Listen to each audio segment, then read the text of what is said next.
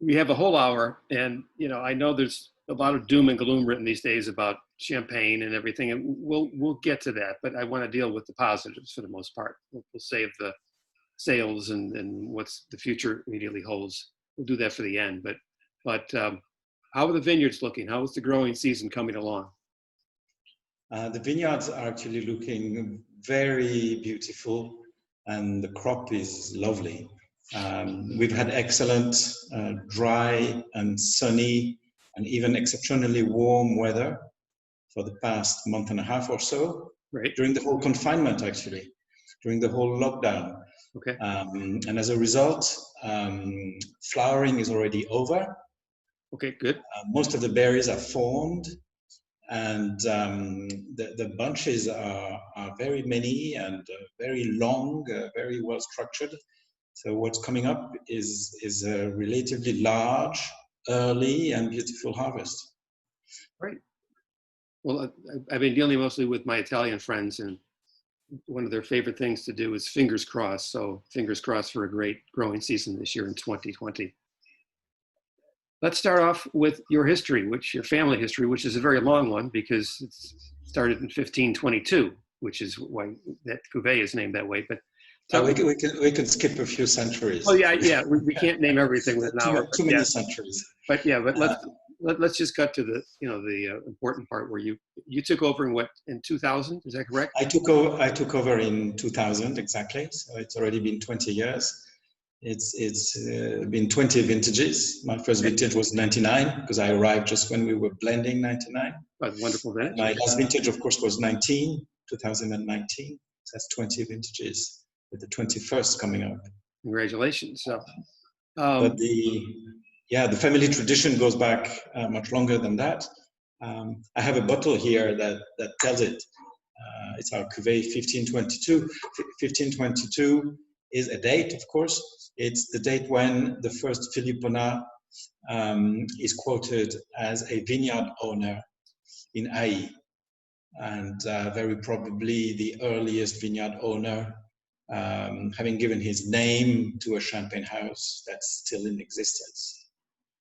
And you're really today, you're really one of the few, Philipponnat is one of the few family run. I'm a direct descendant of that person. He was a Swiss captain. He came from Switzerland, probably for military reasons, and married with a Champagne girl, and the whole family stayed in Champagne ever since. Okay. Since you mentioned the weather, we always, these days, it's almost required that I ask about climate change. And from the other people I've talked with in Champagne, it's like, well, other people in Italy and other parts of France and Spain, Germany and everything are not too thrilled about climate change. It seems to be, at least for the time being, a good thing in Champagne. I agree. So far, climate change has been positive for Champagne. Instead of having only 2 or 3 really good harvests, really beautiful harvests in a decade, we now have 5 or 6 or 7 better harvests. So it's been positive. Champagne is one of the northernmost vineyards in the world, together with the Moselle in Germany, and is a cool place. Some warm weather has been quite welcome. I think we are now at a relatively good balance in terms of climate, in terms of ripeness versus freshness, warmth versus crispness, and a good level or sufficient level of acidity in the wines. So I wouldn't like the grapes to get a lot riper than they are or than they've been in the past 5 or 10 years. Okay. The harvest that's coming up is going to be, at least for us at Philipponnat, is probably going to be the earliest harvest ever.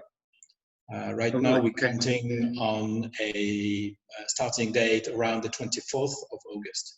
The earliest we've started in the past at Philipponnat was the 28th of August, and that was early enough already. But the past few years, hasn't it been like in the second week of September and things like that? Yes, traditionally, I remember when I started working in Champagne, we always said that a normal date for starting the vintage in the whole region was around the 20th of September. The average starting date in the past 10 years is around the 7th of September. Okay. So we've gained 13 days. Okay. Now So that's what global warming has done. But gaining 13 days is actually a good thing in Champagne, because the weather changes around mid-September, and changes from being a summer-like weather into a fall regime. And okay. of course, a fall regime means a rainy regime. We don't want that during the harvest. We don't want botrytis. We'd rather have a dry and somewhat warm growing season, so that the last grapes continue to ripen while we harvest the first ones. Well, when I visited, even sometimes in July, I mean, it's a rainy regime. It's just, you don't, it's not like it's not It's like always a rainy regime, Spain. but at some points it's less rainy. Okay. Well, yeah, right. There's rain and then there's rain. So with all these successful vintages now, you said 5 or 6 or maybe even 7 per decade. I'm assuming is the production increased a little bit? Not really. No, the production has actually decreased. This is not a result of the climate factor. It's not a result of global warming. It's rather the result of not planting new vineyards anymore. Since the region is now fully planted, almost all of the 35,000 hectares are planted. There's no space for uprooting and replanting rapidly. Okay. Vine growers have tended to keep their old vineyards, and because the vineyards are getting older, the yield is decreasing. From a qualitative point of view, it's a good thing. It's a good thing to have older vineyards. So I'm rather happy about that. Good. That's good to hear. Okay. And the last thing about climate change is that when I've talked with people in Italy, they say one of the results is that it's not just it's getting warmer, it's that the meteorological conditions are so different. So for example, when it rains, it really rains. It's like a monsoon. And when they get hail, it's really, is it the same way there in Champagne? I don't think so. The weather sometimes gets a little bit violent, although where we are is a very temperate climate, and it's never extreme. We never have a catastrophe. We've had some early storms, but that's because the climate is a little bit warmer. I think the main negative effect has been counterintuitively frosts. But it's not been frosts because the climate is colder or warmer. It's frost because the vine plants bud earlier, since the spring is warmer. And after they bud, of course, if they bud early, they risk late frosts. Yes. As happened this year during the famous ice saints, the Saint de Glace. We had some freezing temperatures around the 12th of May, which is really classic in Champagne. It regularly happens, but generally it doesn't cause too much damage because the vegetation is not very developed yet. This year the vegetation was very developed, and it did cause some damage in some places. Okay. The worst we've had was 2003. 2003, it was not that recently, but in 2003 we had a terrible frost, if I remember well, on the 12th of April, where the temperature dropped to minus 12 Celsius. Wow. And the vines had already budded, and almost all the buds were destroyed. I didn't realize that. So that may happen more often now because of early budding. All right. I have a question here from one of our attendees, and he wants to know, this is from Lars Light, and he says, will climate change have an impact on the dosage? Well, if the grapes are riper and the wines are consequently richer, they'll probably have less acidity. If they have less acidity, one way to compensate the overall richness against acid balance is to lower the dosage, because the sugar in the dosage tends to cover up the acidity. High dosage in the past was used because grapes were less ripe and wines were more acid and sometimes too acid. Since we are now riper, we don't need a big dosage. So yes, it will have a consequence because of the way we will manage the dosage. Yes. Okay. Well, a good number of your wines are extra brut to start with, Yes. correct? Okay. So all the vintage wines are extra brut. okay. And within the non-vintage wines, they have a low dosage. And the white non-vintage version, Royal Reserve, also exists as a non-dosé, as we call it, zero dosage version. Excellent. Lars also wants to know, and this is a question that I love and I get all the time, and it's about the glass you're using, that it's not a flute, but it's a wine glass. And he loves it and thinks that's great. And he wants to know if you could just elaborate on that, on why you do that, and what's the wisdom behind it of using that sort of glass to enjoy champagne. Well, personally, I'm not very obsessed about the shape of glasses, but I've always tended to prefer tulip glasses, like this one here. This one is a rather large one, but I've always liked tulips because they let the bubbles play from the bottom. There's enough height in the glass for the bubbles to rise and develop through the liquid up to the surface. And at the same time, because it's wider in the middle, it develops the nose when smelling it, because there's a bigger surface for evaporation. And then at the top, it becomes smaller again, so that the aromas are concentrated. That's why I tend to prefer that shape. Now, when comparing the flute and other glasses, there's a matter of incidence when pouring the wine into one's mouth.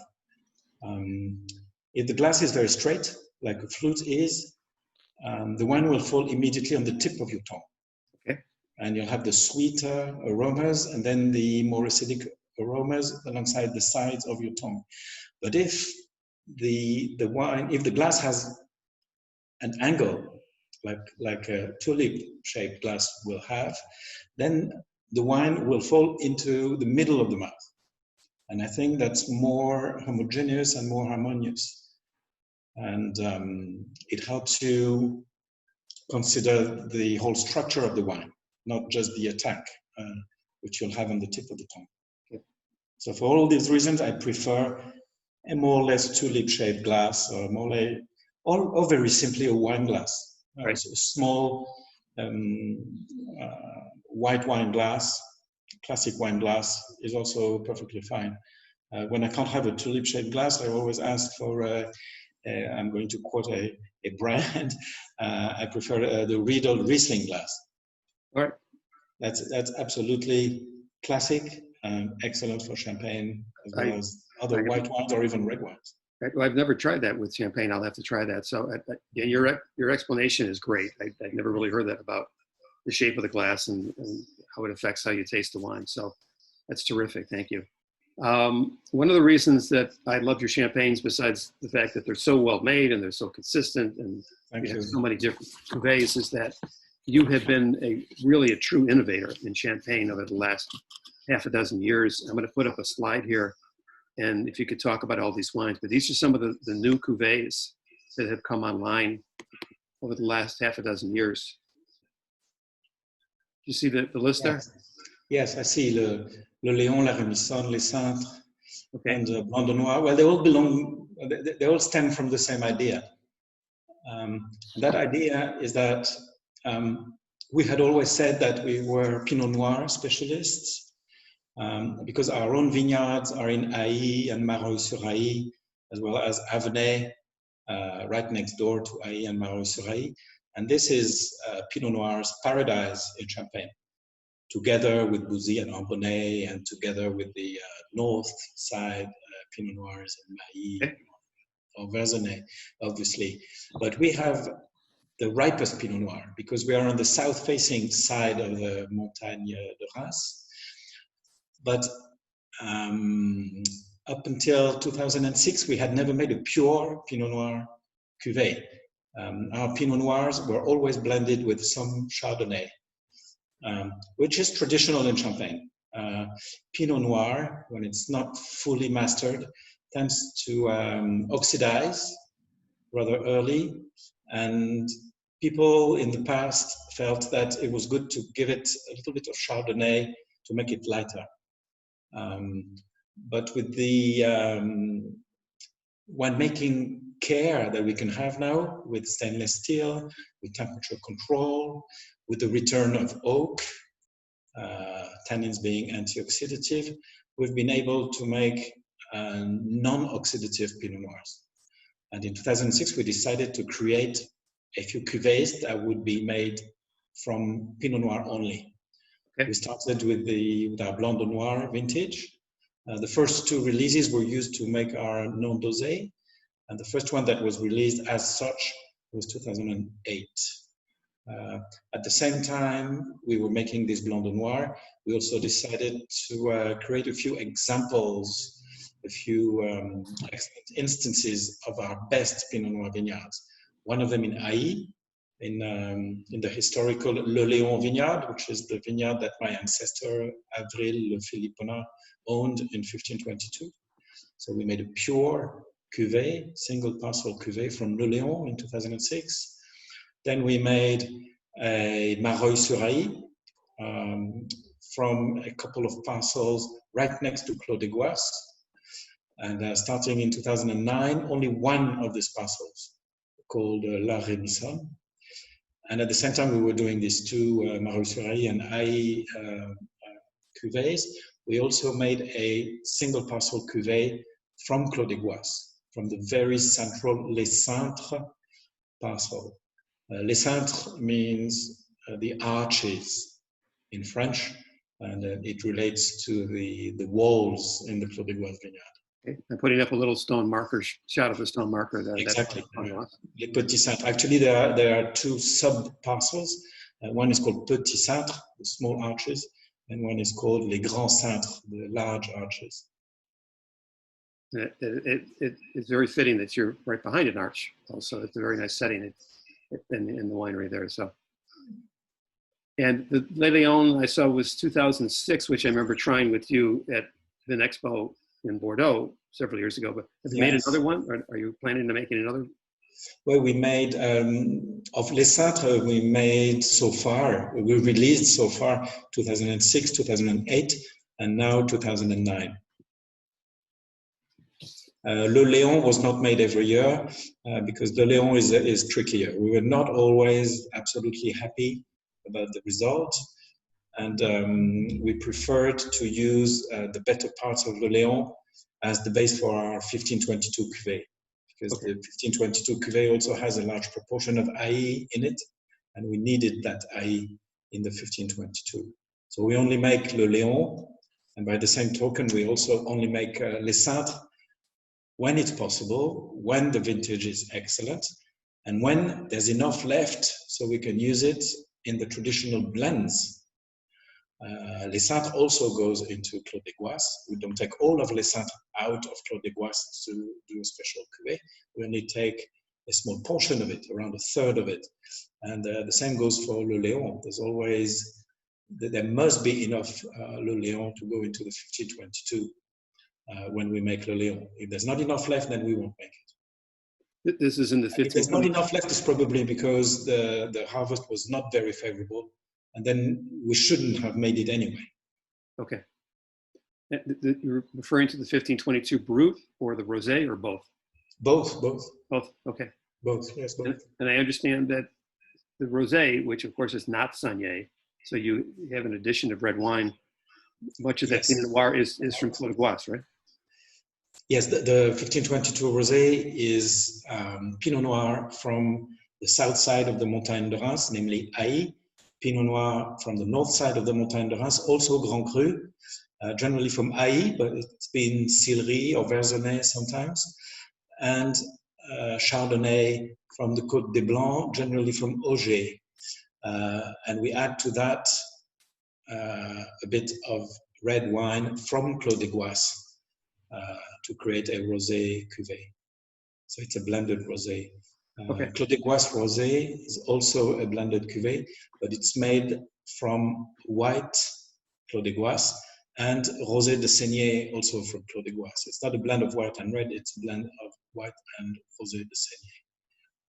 Okay, I'm going to put up a few pictures since we've referred to Clos de Goisses, and of course this is, well, maybe I should say of course, but it's certainly your most famous cuvée and probably your most important. So I'm going to put up a few pictures I took when I visited a few years ago, and I'd like to spend a good 10-15 minutes on what makes this vineyard so special and what makes the wine so special. So I'm going to put up several photos here, and then you go ahead and you see them, comment on them, and talk a little bit about that vineyard. Your family's owned it since 1935, I believe.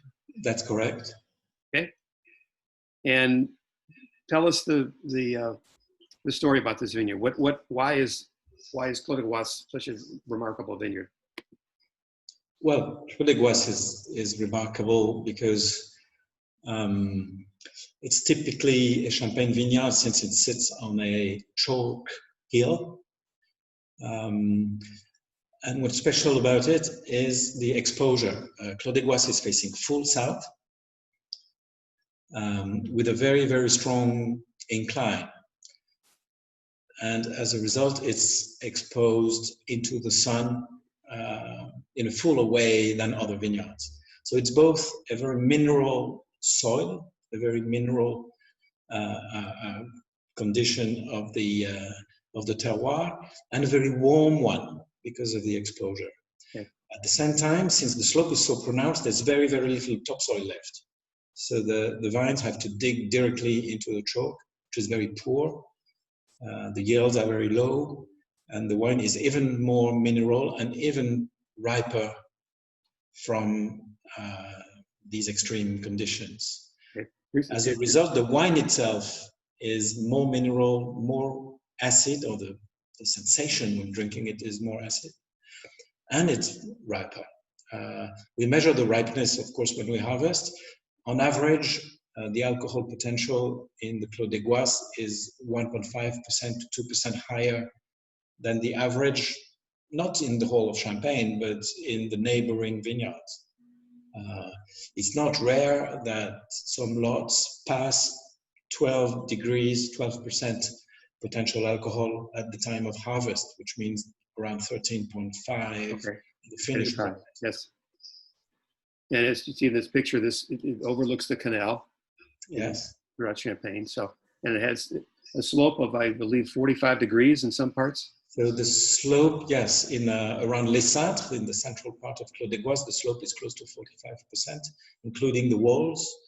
And the average slope from west to east is around 35% on average, which makes it the steepest vineyard in Champagne.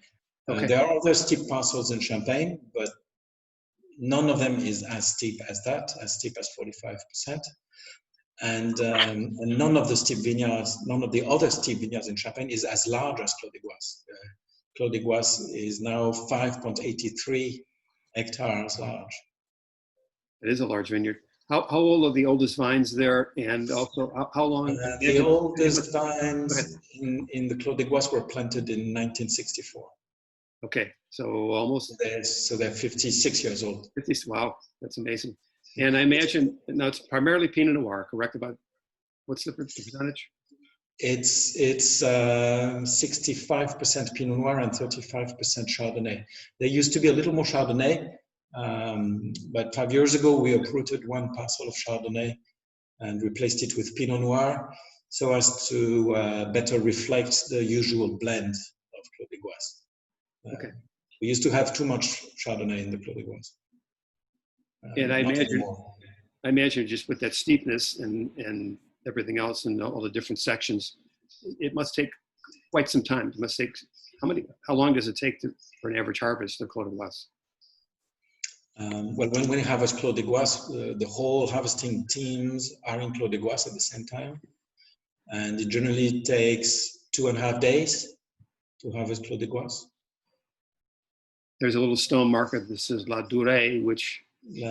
yes, La Dure is the westernmost parcel of Clos de Goisses, right next to the village. And it's a funny name. It's a traditional name. It means the hard one, Dur in French means hard. So la dure is the hard one. It's hard because it's difficult to work. Okay. So, All right. That's interesting. And one other shot here. When we talk about chalk, here's a shot. This is, for those of you who haven't visited, Goisses is literally just a 2-minute walk from the winery.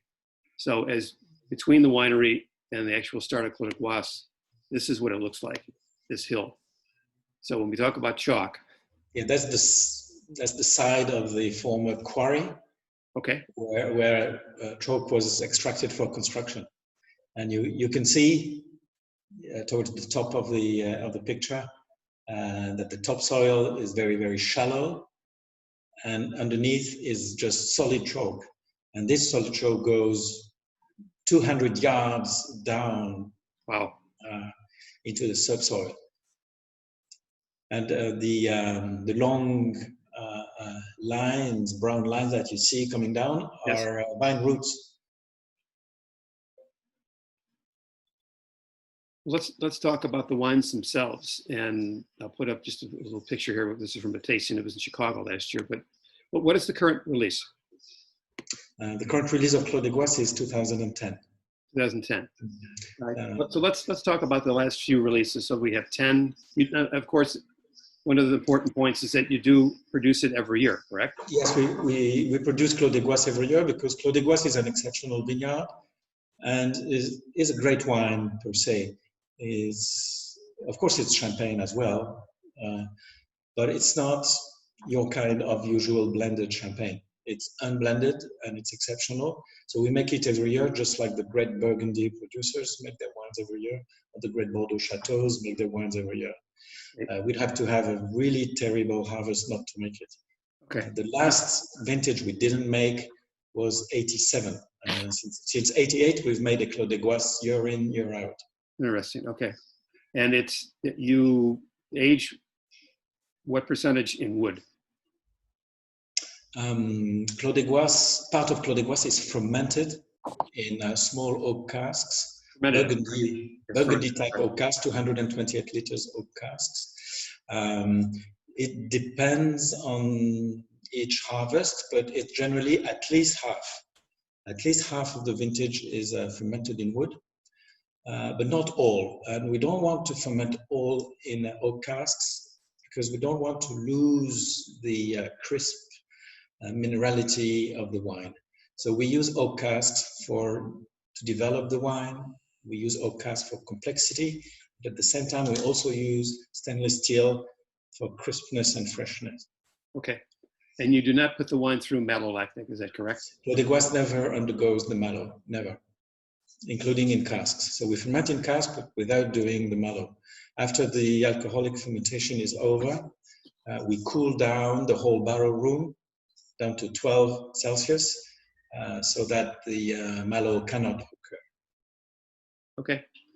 Let's talk about the last few vintages, starting with 2010 and going back. So from 10 maybe back through, we have 2005 here, so we have time. Yes, 2010. 2010 is a small vintage. We made only 5,000 bottles because at the time of the harvest, I was a little bit disappointed about some excess of weight in the wine. It was very ripe and very round, and I felt the wines were a little bit too forward, which is why we only selected the very freshest, which we felt were the best elements to be included into the blend. When tasting the wine now, I regret not having made more, because this richness is actually beautiful. Now, where would the blend have been if we had included more elements into it? There's no telling now, but it probably would be richer, and perhaps too rich. So maybe I was right, but okay. I have the feeling we could have done even a little bit more. Not better, but a little bit more. That's my only regret about 2010. All right. But it's beautiful. It's beautiful, and for some odd reason, it tastes a bit of a rich Chardonnay blend when it's not. It rather has a larger Pinot Noir percentage than previous vintages. Okay. The typical Clos de Goisses blend is 2/3 Pinot Noir and 1/3 Chardonnay, because we also grow Chardonnay in the Clos de Goisses.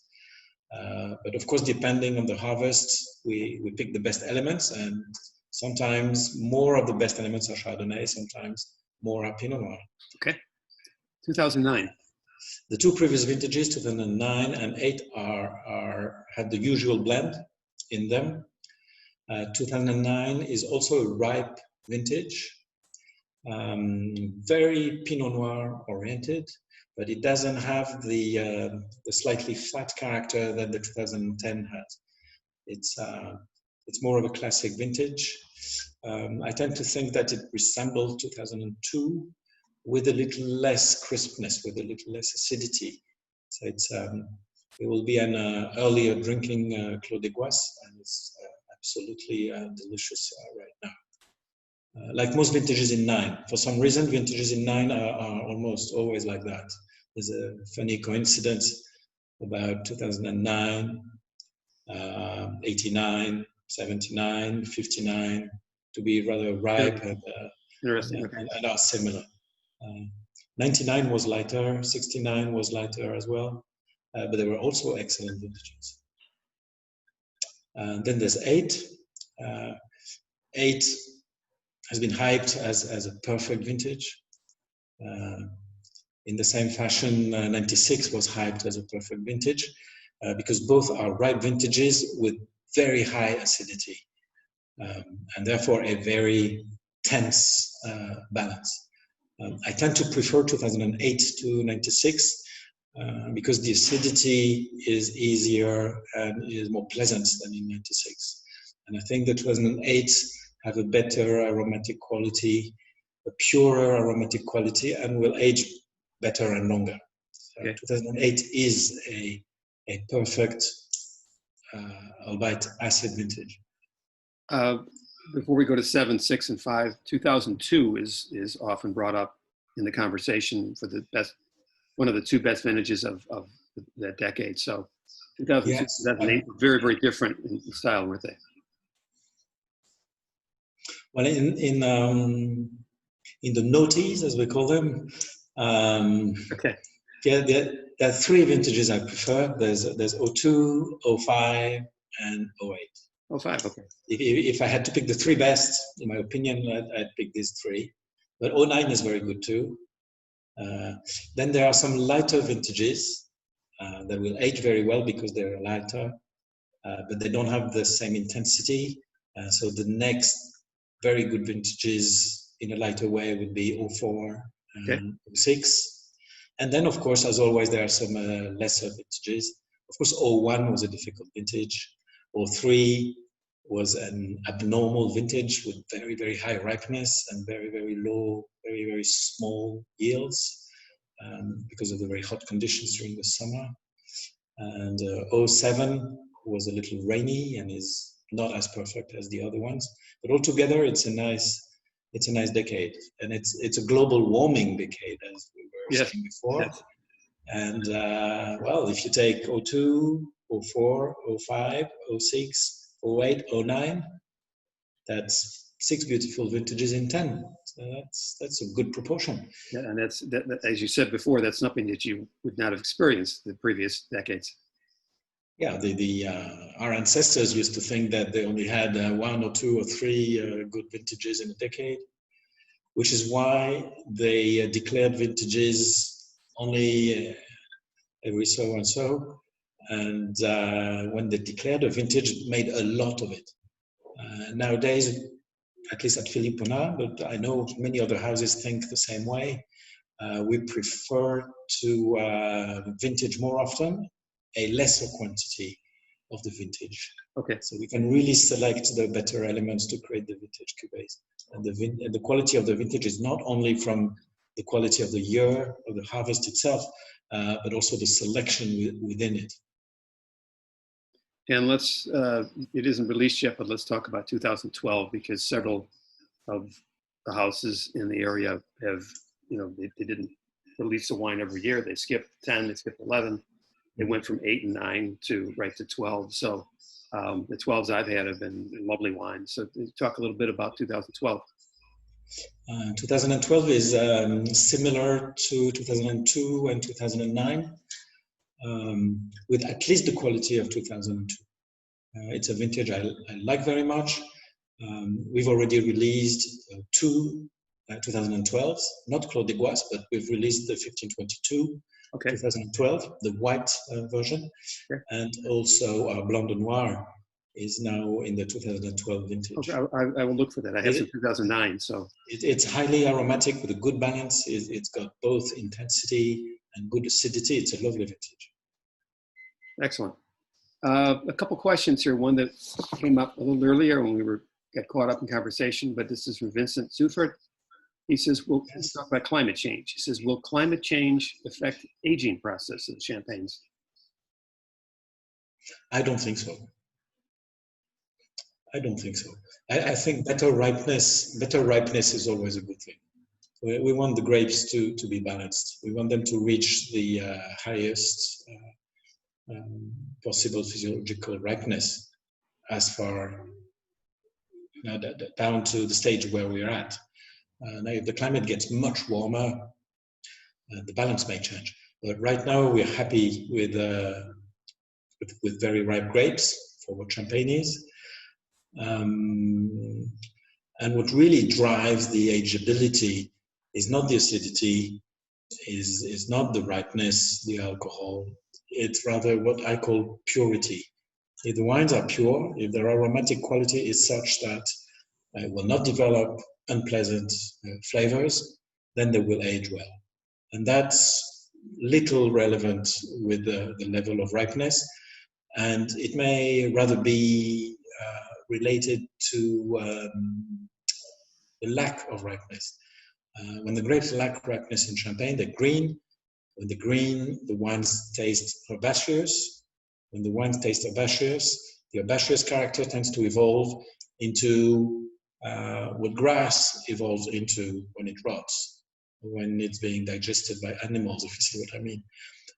And I don't want that. The main defect in Champagne, apart from wines being too acid, without enough weight to compensate for that, is this herbaceousness.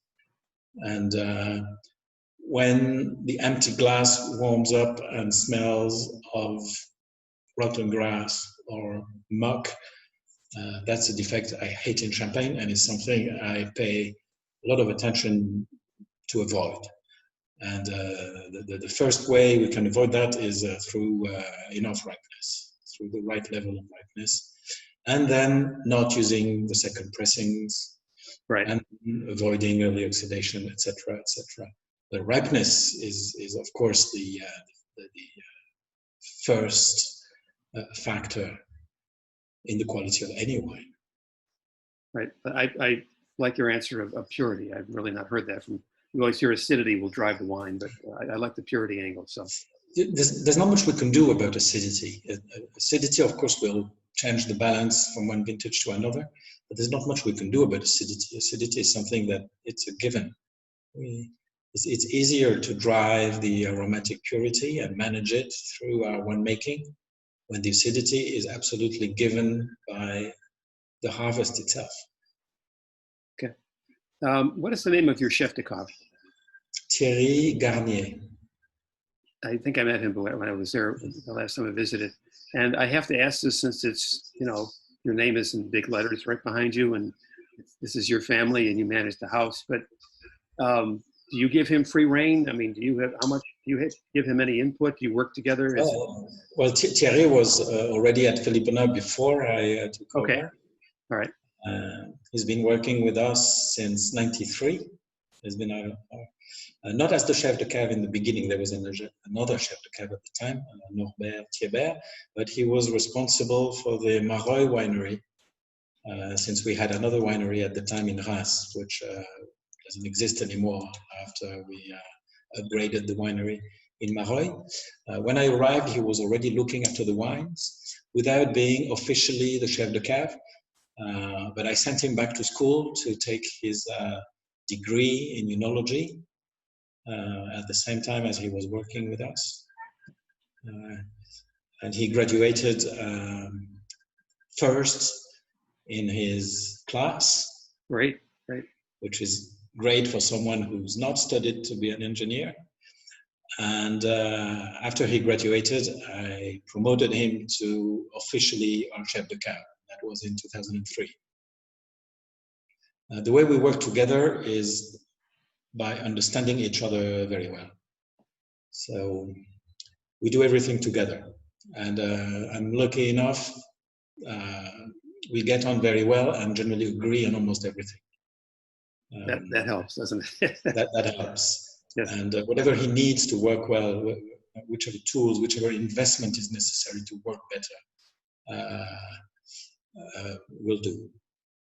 There's no saving on any investment that has to do with quality. Good. I have to ask you, especially with Clos de Goisses, and you can tell me if the answer varies depending on the vintages and on the cuvées and the wines. But what is your absolute favorite food pairing with Clos de Goisses? My best vintage, the one I prefer to bring best. No. What do you like to pair? What foods do you like to enjoy with Clos de Goisses? Oh, sorry, excuse me, I didn't understand. It's a long question. I'm sorry. Well, since Clos de Goisses is so intense, I like to pair it with meats, not red meat, obviously, but rather stewed meats. And I like to pair it with mushrooms. One has to remember that the yeast is a mushroom, and Champagne is a wine that ages on its yeast, yes, and has therefore a great affinity for mushrooms, especially what I call black mushrooms, truffles, morels, okay, trumpets, etc. And you can go as far as cheese. With the older vintages of Clos de Goisses, cheese is a beautiful pairing, especially soft cow milk cheeses. Caribbean cheeses. No, cow milk. Oh, cow milk. I'm sorry. Not Caribbean. I've never eaten a Caribbean cheese, but it may exist. I haven't had any champagne yet. Maybe I should. But when I met you at Vin Expo a few years ago, I think it was 15 or 16, but you had produced a little bit of Côte du Champenois, still Pinot Noir. Have you made that since, or is that something? Yes, we do from time to time. Okay. We make red wine almost every year because we blend our rosés with it. Right. And when it's good enough, we age it in casks and bottle 2 or 3 casks. And is it just consumed in Champagne? Do you export any? No, well, of course we do drink some, but there is a small market here in Champagne. But we also export it a bit. There are some countries that like a Burgundy resembling Pinot Noir from Champagne. Yeah. Japan is a good market for that. Great. Okay. It's a small market. It's really it's symbolical. We do it for fun, but it's good enough. I've fooled a few Burgundians with it. That's a very good credit. Congratulations. One other question here. This is from Lars again. He said, most of my favorite champagnes have had the commonality of coming from Ay, but I've never understood why. Did I just hear that Ay tends to be more conducive for the expression Pinot Noir? Well, because Champagne is a cool climate, Pinot Noir fares better in the warmer slopes. And Ay is almost fully south-facing and is a warmer place. Ay is also a little bit like Clos de Goisses, actually. Ay is also a growth with the most free calcaire in the subsoil. Okay. The subsoil in Ay is similar to that in the Côte des Blancs, but in the Côte des Blancs, it's used to grow Chardonnay. Now, when you go Mareuil, the south-facing part of Mareuil, the Clos de Goisses slope, is also very, very chalky. But the top of Mareuil and the back of Mareuil has a little more clay in the topsoil and is a little bit different. And when you move up to Bouzy and Ambonnay, there's a lot more clay in the topsoil. And the wines are different. On the other side of the Montagne de Reims, around Verzenay, it's yet different because even the better parcels, which are also chalky, are cooler because they are facing north or almost flat. Okay. And you mentioned Bouzy very quickly. Tell me about that again, about the soils and the exposure. The soils in Ay are very chalky. They're the chalkiest Pinot Noir growing soils. And they're also south-facing, mostly south-facing, Ay being on the south side of the Montagne de Reims, just like Mareuil. But there's a little more clay in most of Mareuil, except the Clos de Goisses area, which is chalky as well. Okay. We have a little less than 5 minutes left, and I mentioned before I would bring this up at the end, but I don't want to get into on a sore point. But if you could just let people know who are watching, what sales have been like. I mean, with this coronavirus situation, I know that's affected a number of things, and then there's tariffs in the United States on champagne. So, can you just give us a thumbnail portrait of what's happened the last 6 months or so? Well, in the last 3 months, really. Okay. It started very suddenly around the 15th of March, and we're now starting to come out of it. In April, which was the worst month, we lost about 85% of our sales. Wow. But in May, after we started to reopen the possibility of trading and freeing up some people here in France and in most countries in Europe, we're only down 50% in France. Okay. So it's getting better. With only half a month, that was really usable. So we have some hopes that we will get better soon enough. In the export markets, it's a lot more difficult for us to understand what's going to happen because, of course, there are intermediaries between us and the final customers. There are importers between us and them, and of course distributors as well between us and them. And it may take a little time before the whole business resumes and trickles back up to us.